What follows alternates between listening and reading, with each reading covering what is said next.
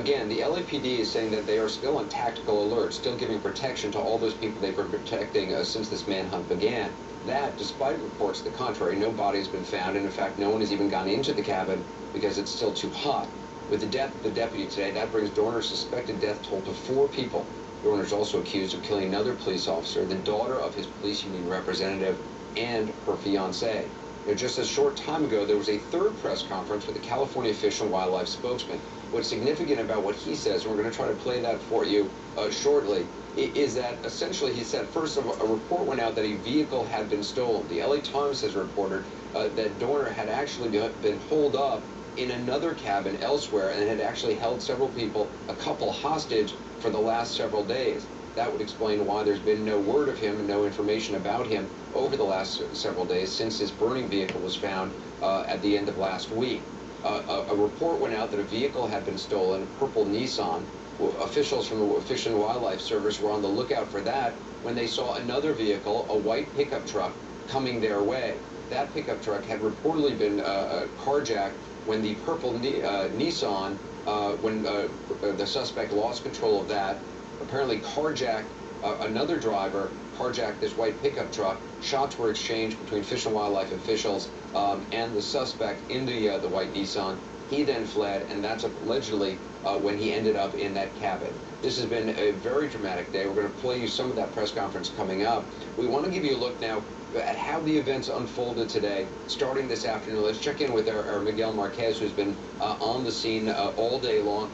Miguel, let's just walk through and kind of take a step back and with what we know and what we don't know, because there's a lot of conflicting information right now. We've been trying to make the point all evening long, and frankly, for the hours that we've been covering this, that often first reports are contradictory, often turn out to be wrong. So at this point, what do we know, what do we not know?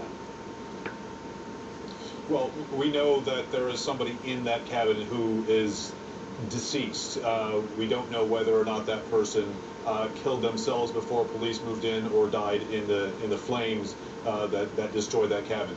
We don't know exactly how that fire started in that cabin. We know that the investigators or the SWAT team went in with gas. Was it that set it off, or did the person inside set off that conflagration? We know that person apparently tried to make a half-hearted attempt to escape by throwing a smoke canister outside of that door at one point, or at least we had that from several sources.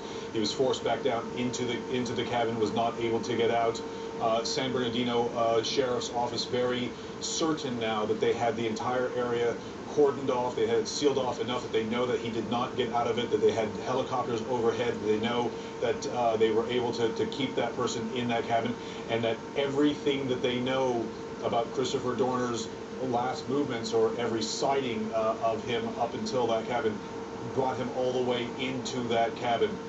So it is very, very likely. The other thing that I learned earlier that I didn't think of much when I first learned it is that his cell phone popped on earlier today, and it is possible that law enforcement was able to talk to him and at least by voice confirm that it was him, either on the run or in that cabin, and try to ascertain whether he had hostages in there. That was clearly one of the big points where everything sort of mellowed at one point during the day. Everything stopped when they weren't sure whether they can go into that cabin and take him out, because they weren't sure if there were hostages. At one point they realized there were not, and they went in, and we are where we are right now, Anderson.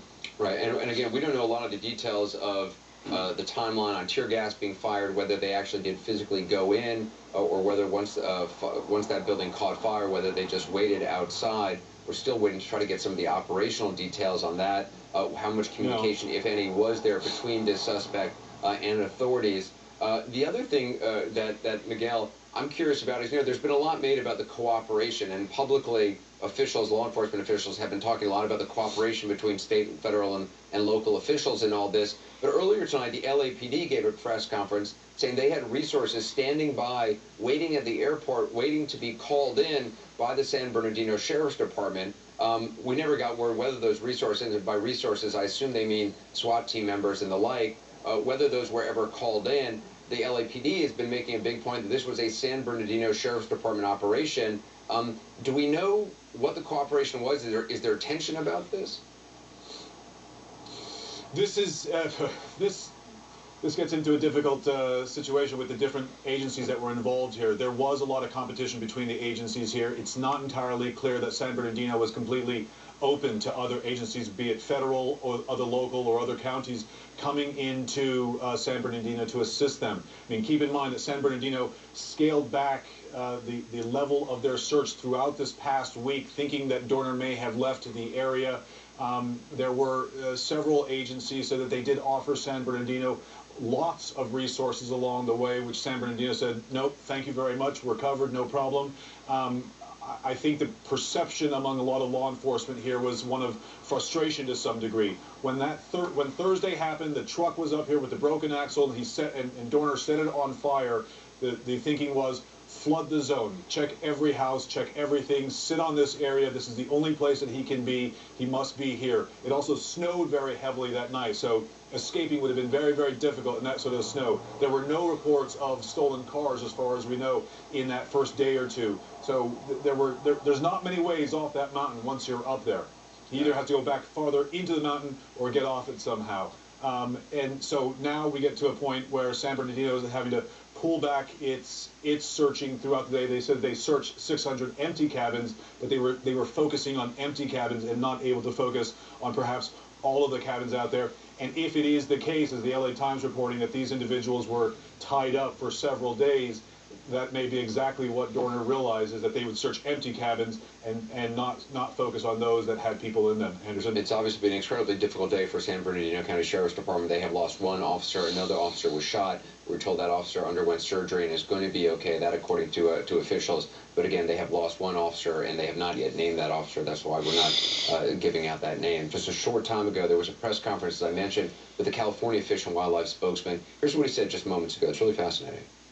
Wants to recognize the heartfelt loss what we've all experienced with one of our law enforcement brethren with the San Bernardino County Sheriff's Office, and our hearts go out to the families of those officers, the officer who was killed and the officer who was wounded. So it's been a very sad day in law enforcement, but what I want to do is try to answer some of the questions that I can bring you up from the very first contact to when we last lost contact with our suspect. Okay. So basically, I want to try to fill in some gaps. Basically what happened was the suspect was driving the purple Nissan. There was the bolo out for the Nissan. And one of our wardens was driving, actually there were two wardens driving in one patrol truck. They were driving down Highway 32, and they were approaching two buses. They passed the two buses, and they noticed tucked in behind the bus was the suspect vehicle. They immediately attempted to do a U-turn, but because of the road was narrow and they couldn't get right on top of them, so they put the radio call out that they were engaged in a pursuit of the suspect vehicle. The suspect quickly realized he had been identified. He passed the two school buses. By the time our wardens got up, he was in front of the two school buses.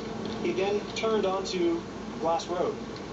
Our warden, the initial wardens, the two wardens in the one vehicle who initially found him, didn't realize he turned on that Glass Road. They continued on in front of the school buses. Of course, they put out over the radio what was going on. Three additional wardens in two vehicles, so two were paired up and one was by himself, continued on. They ended up turning onto Glass Road. They were expecting to find the RAV. I'm sorry, it's not a RAV. They were expecting to find the purple Nissan. They were looking, in fact, for this purple Nissan. The warden who was in the front was by himself. There were two wardens immediately behind him that were doubled up in their patrol vehicle. The warden who was in front noticed a white truck coming down, driving erratically at a pretty high rate of speed. Because he was drawn to this erratic behavior, he took a close look at the driver and recognized him as a suspect. Before he even had a chance to put it out over the radio, of course they're driving now in opposite directions again, so he's already passed the suspect vehicle. The suspect rolled his window down, and when the second patrol truck came up with the two wardens inside, that's when he engaged in the shooting with our wardens as they were driving. He did hit the truck multiple times. The wardens stopped their vehicle. Thank you. I'm going to go ahead and take a drink. The wardens stopped their vehicle. That's helpful. At that point, where they did engage the suspect the second time, he shot at our wardens. They stopped the vehicle. As he continued around a bend in the curve, the warden had his patrol rifle. He went up onto a location where he could engage the suspect, and he fired multiple rounds at the suspect as he was driving away. It's unknown whether or not he was hit or how many times the truck was hit. That's all up in the air at this point. That's basically where Fish and Game or Fish and Wildlife wardens lost contact with the suspect. Of course, the radio call had gone out, and there's now the whole world's coming to help. So was your understanding, sir, that there were two vehicles that the suspect was in? The purple vehicle first and the white pickup truck? The question was about whether the suspect was ended up being in two vehicles. The first was a purple Nissan, which he ultimately appeared to have been driving too fast, lost control of the vehicle, crashed it, carjacked the second white pickup, and then was fleeing the scene, which is when our warden noticed him. And what was the initial call? When the original Bolo came out with that purple Nissan, did you hear, or did any of your wardens hear, that this 911 call came from two women who may have been held hostage, and they owned that purple Nissan, and one of the women escaped and was able to call for help, and that's how you guys got the original Bolo?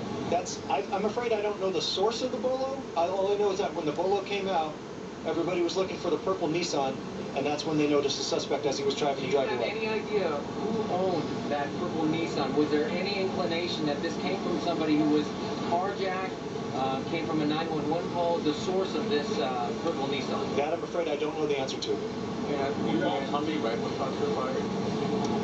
Quite a few. I don't have that exact number, but he did engage with quite a few rounds. I'd more than 12. More than a dozen, more than 15, probably right around that area. Did the suspect fire back? Yeah, when he did engage the second vehicle that he passed, he held a pistol out the window